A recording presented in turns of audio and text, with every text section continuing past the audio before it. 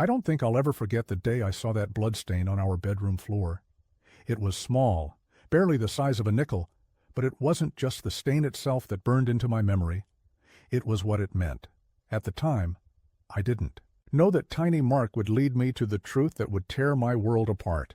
If I had, maybe I would have paid closer attention to the signs earlier. But hindsight's a cruel companion, and it wasn't until everything exploded in front of me that I realized the warning had been right under my nose all along. Or more accurately, right under Max's. We adopted Max about a year ago from a local animal shelter. I had seen his photo online, a scrappy-looking golden retriever mix with big brown eyes that seemed to beg for a second chance.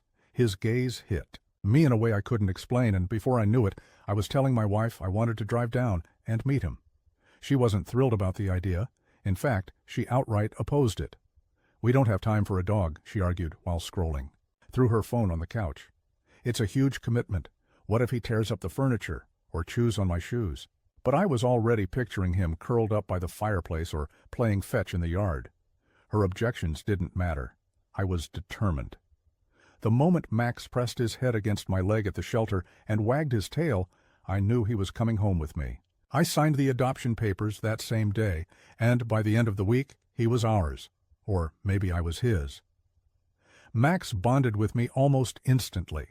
He followed me around the house, slept at the foot of our bed, and waited by the door every evening for me to come home from work. With my wife, though, it was different. He didn't dislike her. He was polite, in the way a guest might be polite to a distant relative. But the affection he showered on me just wasn't there when it came to her. At first, she found it amusing. "Looks like I'm not his favorite," she'd joke, ruffling his fur as he barely acknowledged her touch. "Guess I shouldn't have fought so hard against getting him, huh?" I'd laugh it off and reassure her that Max would warm up to her eventually. But deep down, I liked the fact that he seemed to prefer me. I know it sounds petty, but there was something comforting about having that kind of loyalty, even if it came from a dog. For the first few months, everything was perfect. Max was gentle and well-behaved, just like the shelter had promised. But then, about 3 months ago, things started to shift. It was subtle at first, barely noticeable. He began growling softly when my wife approached him, something he'd never done before. He'd tense up when she tried to pet him, pulling away as if her touch made him uncomfortable. I chalked it up to moodiness. Maybe he was sick or going through some weird dog phase. I didn't want to overthink it, but then came the weekend barbecue. We'd invited a few neighbors over for burgers and beers in the backyard.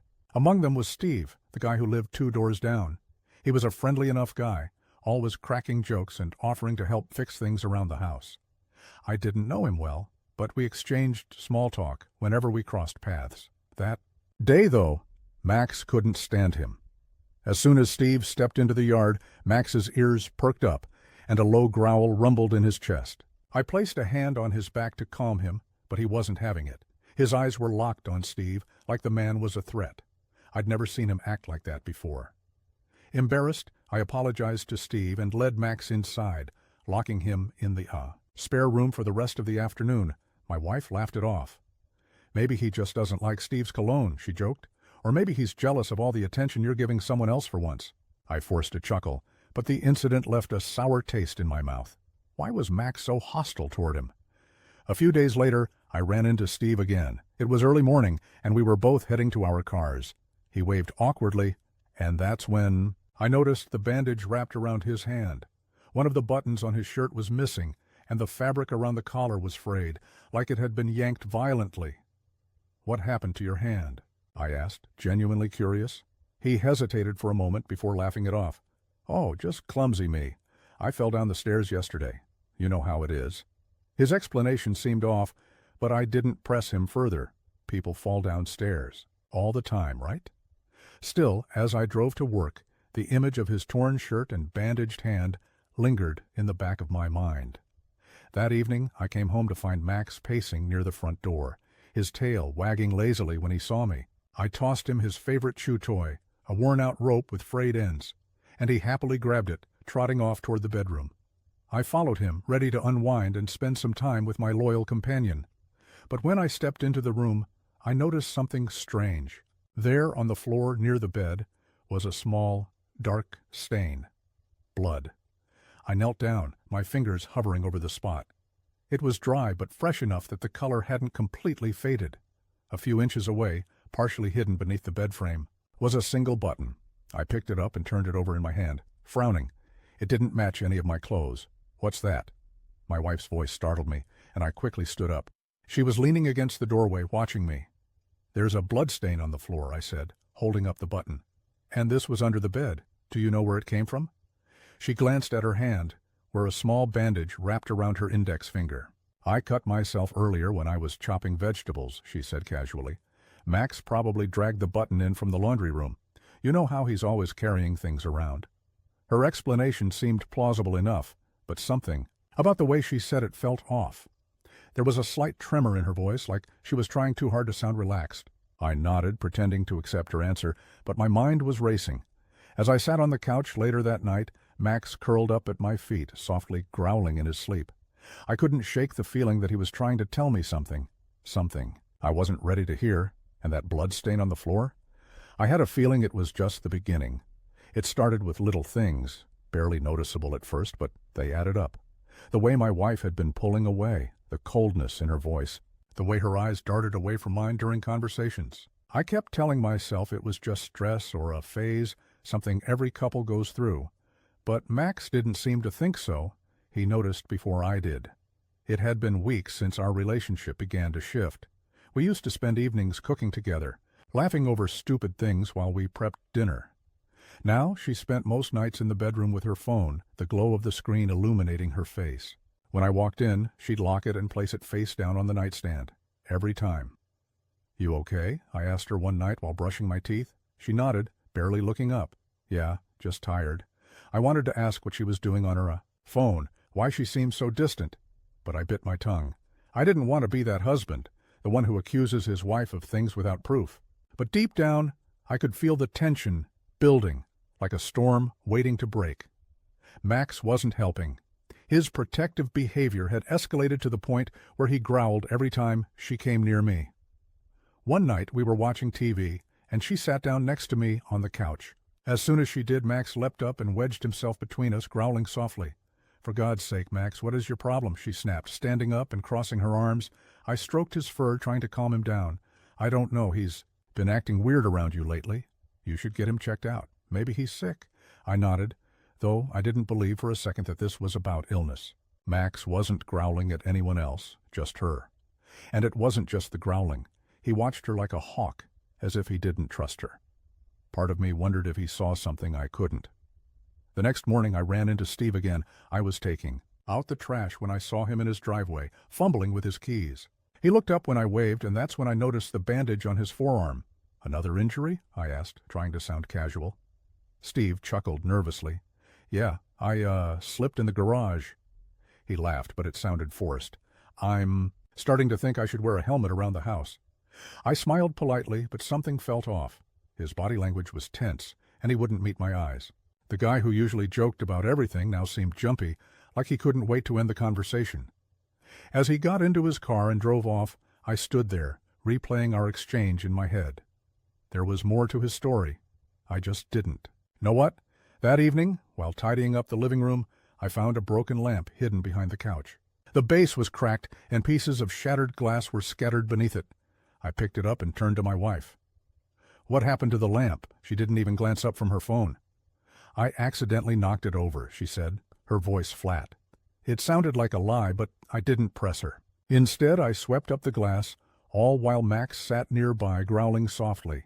His eyes stayed locked on her the entire time, like he was waiting for her to slip up. That night, as I lay in bed, I couldn't shake the feeling that the dog knew something. I didn't. The next day, I decided to leave work early. But first, I called my wife to ask when she wanted me home for dinner. The phone rang twice before she picked up. "Hey," I said, leaning back in my chair. "What time should I come home? I thought maybe we could eat together tonight." She hesitated. I don't know. Maybe around 7?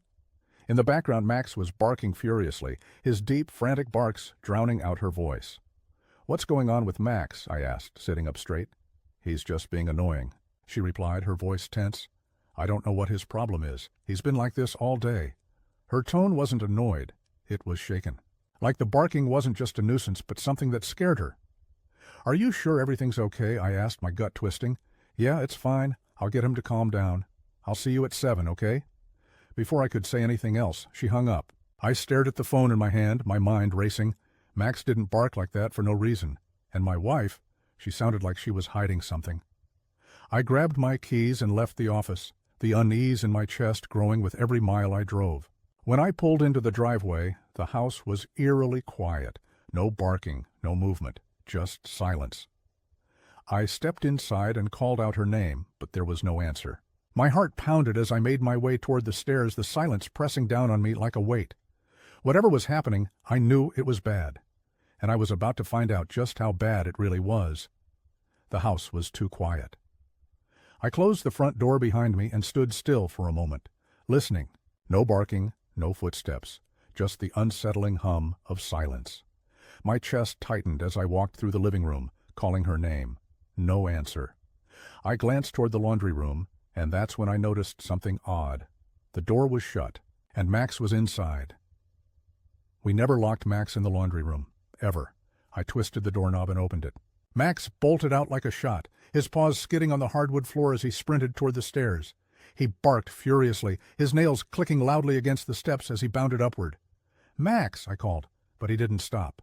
My pulse quickened, and I followed him 2 steps at a time. The barking grew louder as I reached the top of the stairs. I could hear muffled voices. One of them was my wife's, panicked and high-pitched. The other voice belonged to someone else. Someone familiar? I knew who it was before I even opened the door. Max burst into the bedroom ahead of me, and what I saw made my stomach drop. My wife was sprawled on the bed, naked, her eyes wide with terror.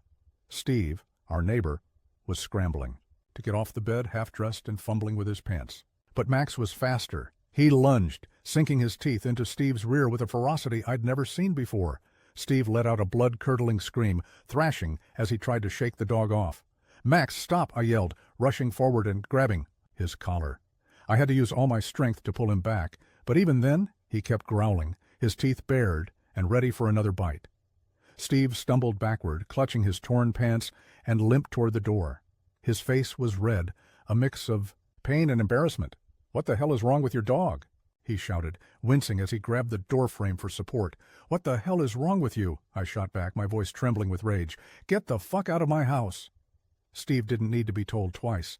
He bolted down the stairs, limping and swearing under his breath, leaving behind his torn shirt and a trail of humiliation.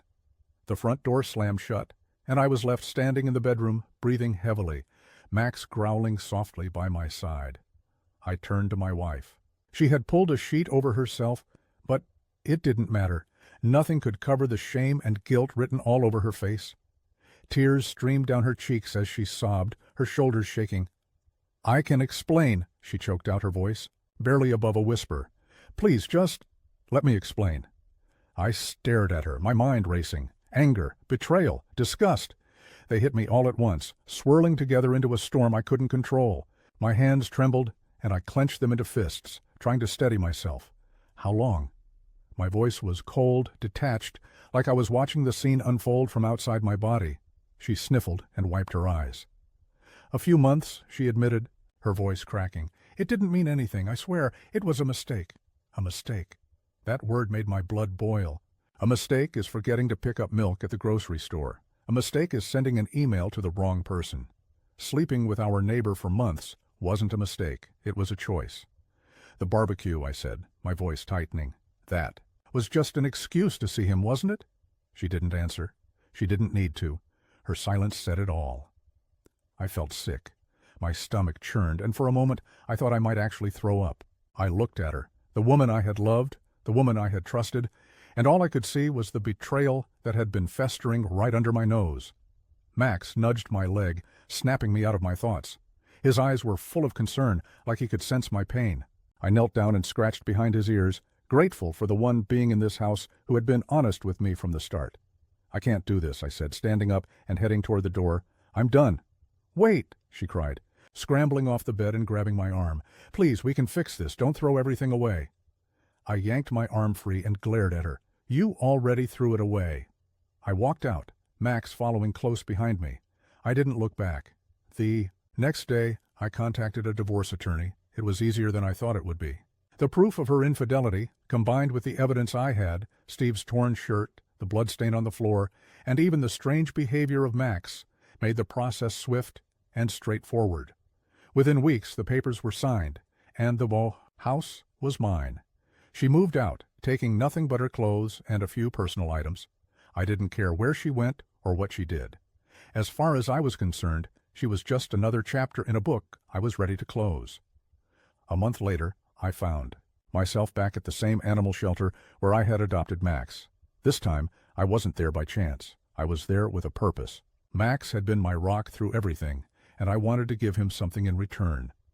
I walked through the rows of kennels until I found her, a small, scrappy-looking mutt with floppy ears and a wagging tail. She reminded me of Max when I first saw him, full of hope, waiting for someone to take a chance on her. When I brought her home, Max greeted her with a wag of his tail and a playful bark. They chased each other around the yard, their laughter, if dogs can laugh, filling the air. For the first time in weeks, I felt a sense of peace. Max had saved me from a life of lies. The least I could do was give him the happy ending he deserved, and maybe, just maybe, I'd find mine too.